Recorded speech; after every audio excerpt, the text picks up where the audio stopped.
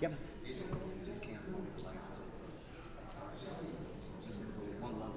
Okay, can you tell that to me? Okay, great. Shh. Okay, are all the sessions recorded or just? Okay, so I might just reference that at the beginning too.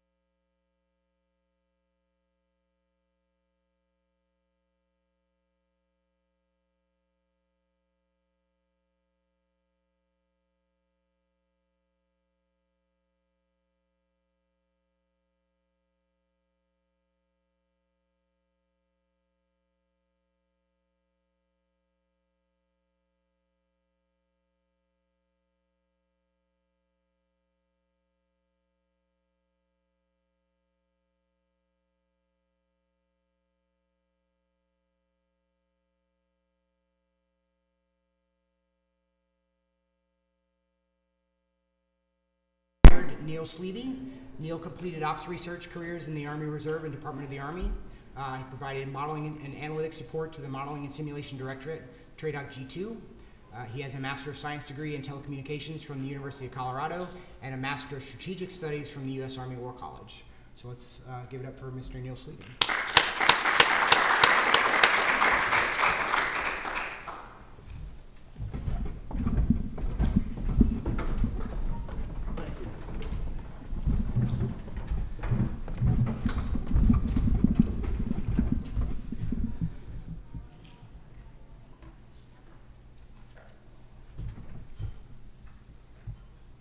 See, oops, we got to the end.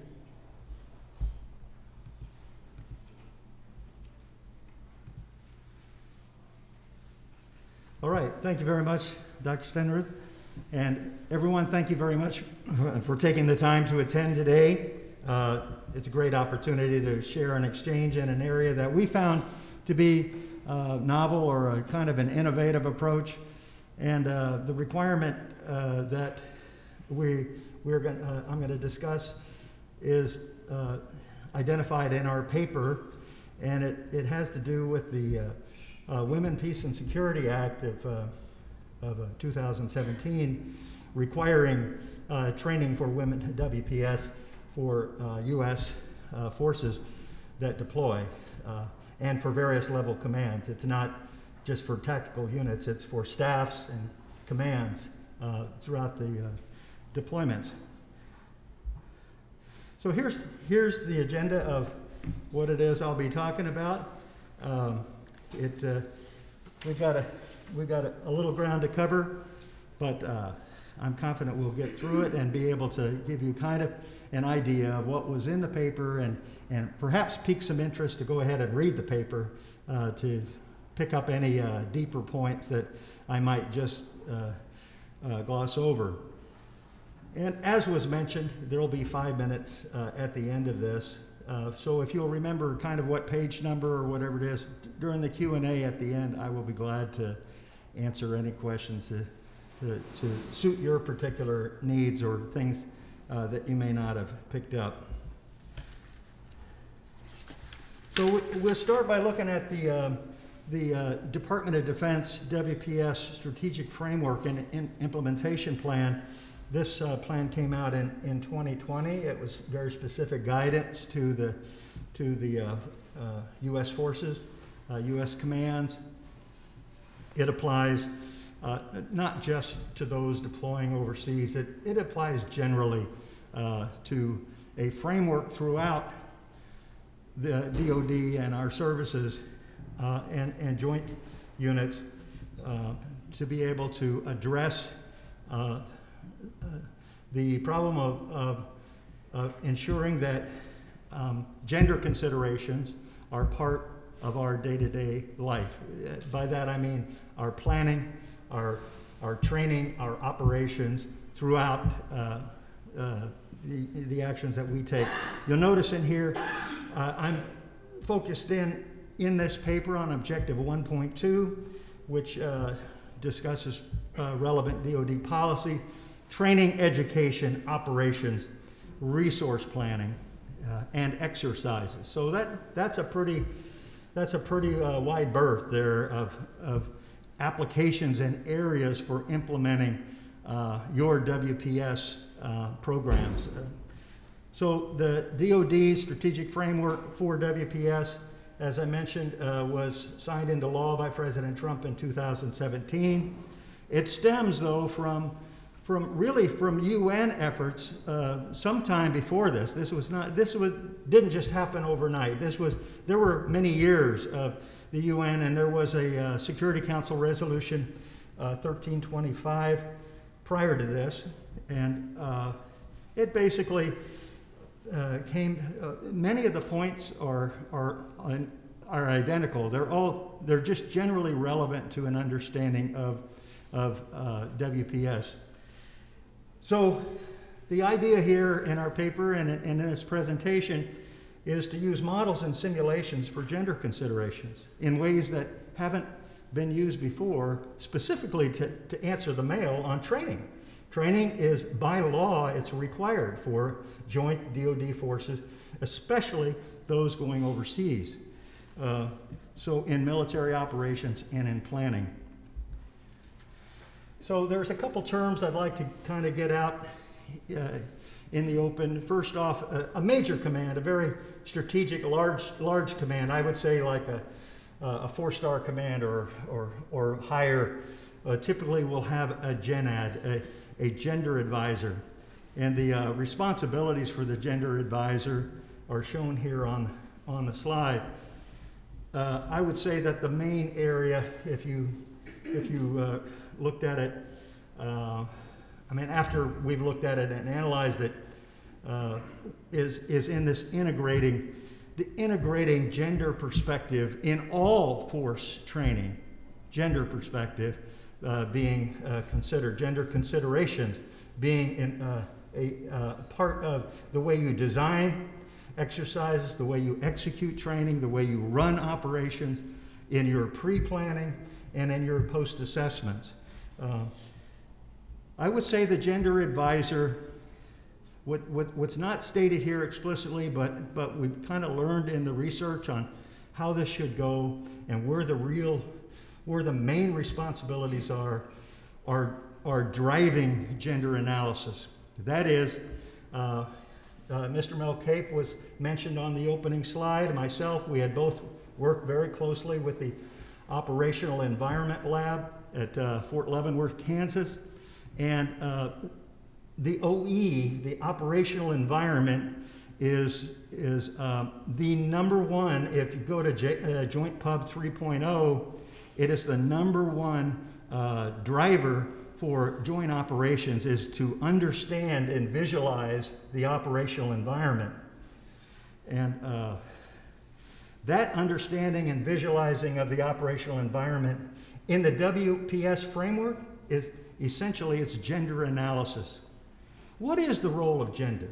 Is there a bride's price? Is it a high price? Do women have equality or rights? Is there bias against women? Are there populations of people that are at risk? Are there children at risk? Or even other cultures at risk? So there's a lot of considerations that you have to look at in your analysis of the operational environment long before you deploy, and therefore you use that to train with, and that kind of analysis is necessary. So I'd say the GenAd is the primary advocate for gender analysis. So it's not just integration, but really getting the problem set right up front. Then at the, I would say, operational and the tactical levels, the policy and the guidance, it brings out what are called gender focal points.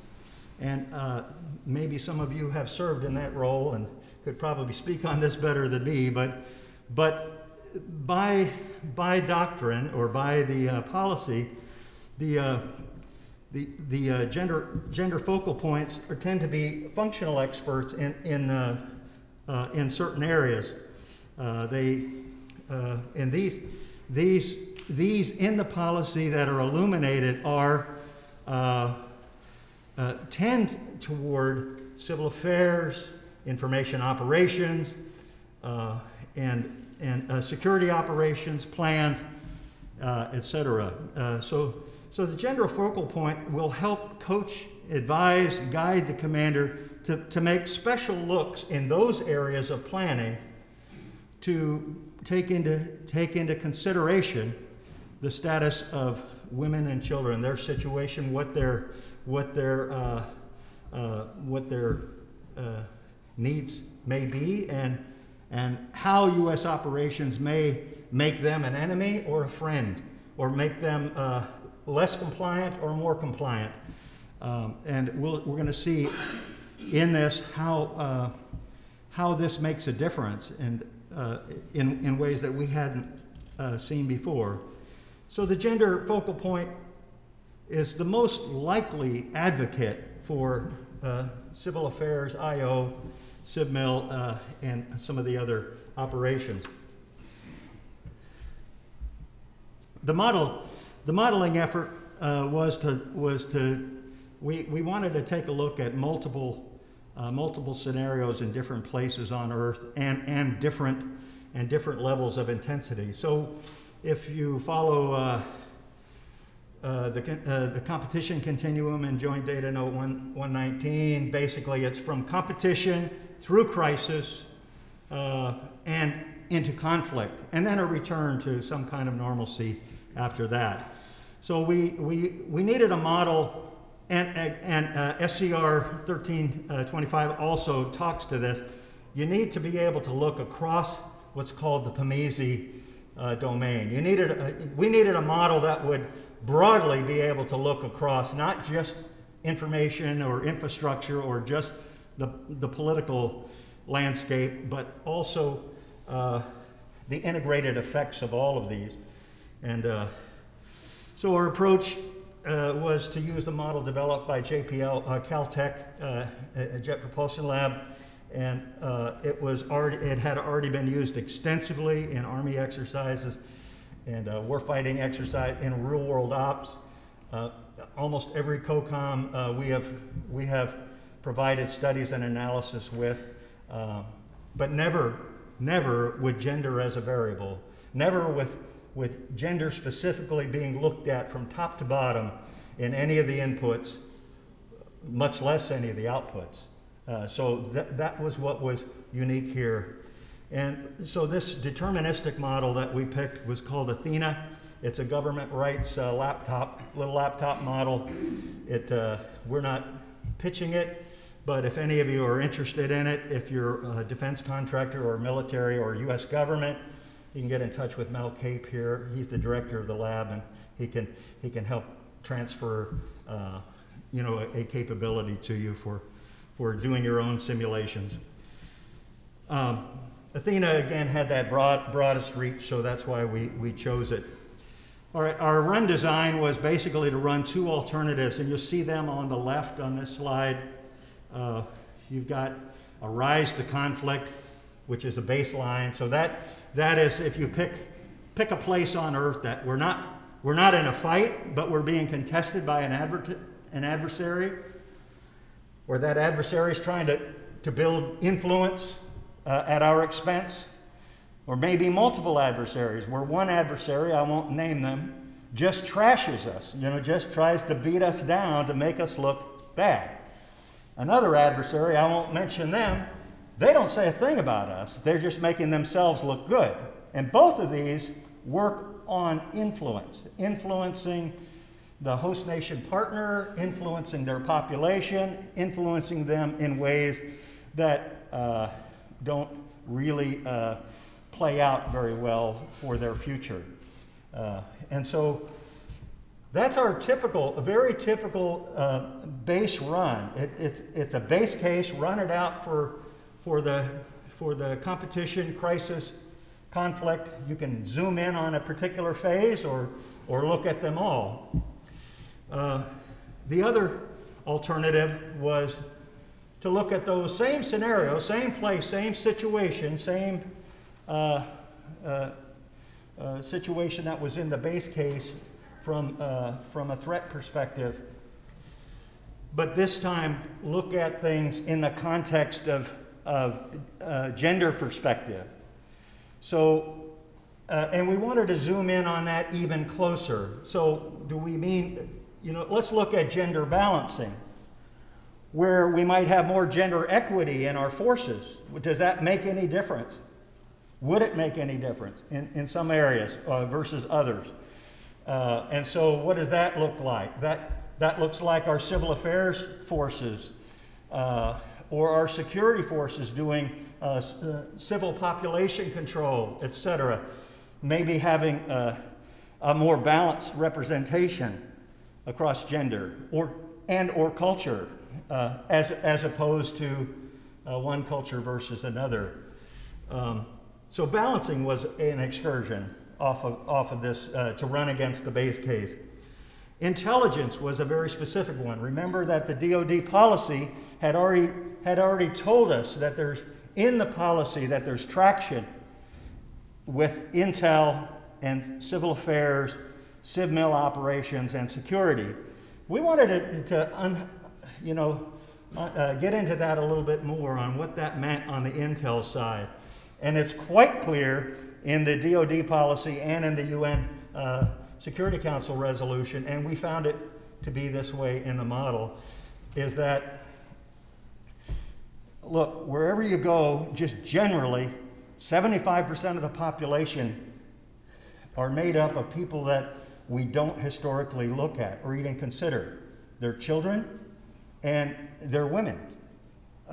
We tend to look at the at other characteristics, and so we get better intelligence from women, from adults, from those that trust us. If they trust us, if we build trust and a relationship with them, we message to them better. We provide better kind of options for checkpoints and IDP camp, internally displaced persons camps. They're segregated, males from females, to ensure that the gender violence isn't going rampant, or child trafficking. If you have a disaster or a war, it's a time where people come out and they'll just claim children that aren't theirs, and there's just all kinds of issues that aren't considered, aren't just generally considered, that we could run in the simulation.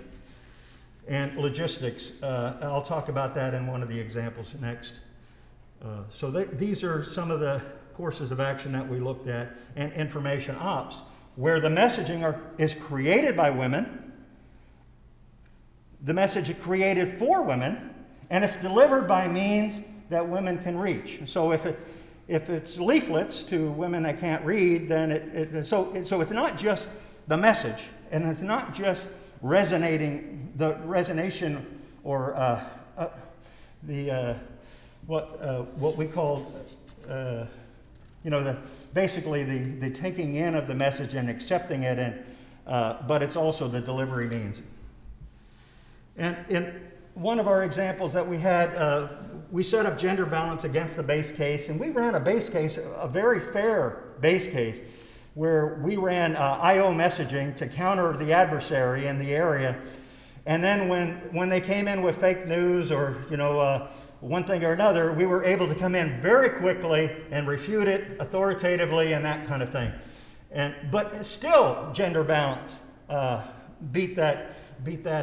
was significantly better, because the population never got to a tipping point which would cause them to have to move and get in force's way and that kind of thing. So a more compliant population, better resonance, better targeting. We got better intelligence from the population. And then here, just very quickly, the population that cooperated. What we found in Athena is that the population cooperated less with the adversaries, and the population cooperated more with the host nation forces. And in most cases, we're doing things by, with, and through the host nation partners, and so we found improvements there as well. And then one final case is that we ran a typhoon, a humanitarian assistance operation, and there it wasn't about going in and winning a war. It was about going in and getting things back to some semblance of normal that the host nation country could move forward with, rebuild, etc., with their NGOs and their own folks. So the idea was to get in, provide the assistance that was needed, the correct assistance, the good assistance, that is the right stuff, the right place, the right time, and we found that with WPS involved in the pre-planning, we were able to get out 4 weeks earlier than otherwise. Now, getting out early as possible we found in exercises, joint exercises, is a high priority. So that helped us do that. So here's the applications. Basically, it'll help us using simulation for WPS. This is just scratching the surface. your commands and the commands that you're influencing, they can work with a modeling effort to look at gender considerations and thereby meet the intent of the WPS Act of 2017. And this is just basically the conclusion of what we did, and I'll let you take a look at that. And I want to also thank the co-authors from the Naval War College, Army War College, the Army University, the Naval Postgraduate School, and there's a whole list of PhDs there that helped write this paper. They didn't just edit it, they helped write it. So I thank you all. Thank you for your time. Thank you for your attention, and open it to questions. Okay, we're going to take 5 minutes for questions. Let's give them a round of applause. Okay.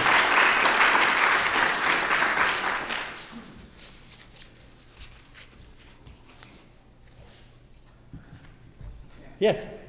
You know, with so many discussions about gender expansion, non-binary, things of that nature, do you see that as a future input to the model in some way, depending on the part of the world we're talking about, perhaps?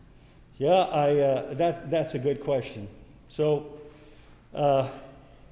I'm not a real expert on this, but the way you're assigned at birth is your sex, and basically what other cultural kinds of things have come into play with the individual or in their setting or whatever it is might be what they're seeing as gender, and so it may be that it could be a factor in being able to look at where I mean, you know, I don't know if the answer is, you know, if they said civil affairs and IO and these other things are good places, fertile ground for gender consideration, they may be there too for males. So, I mean, for those that were born males but maybe are not, you know, they're not associated. Yeah, go ahead.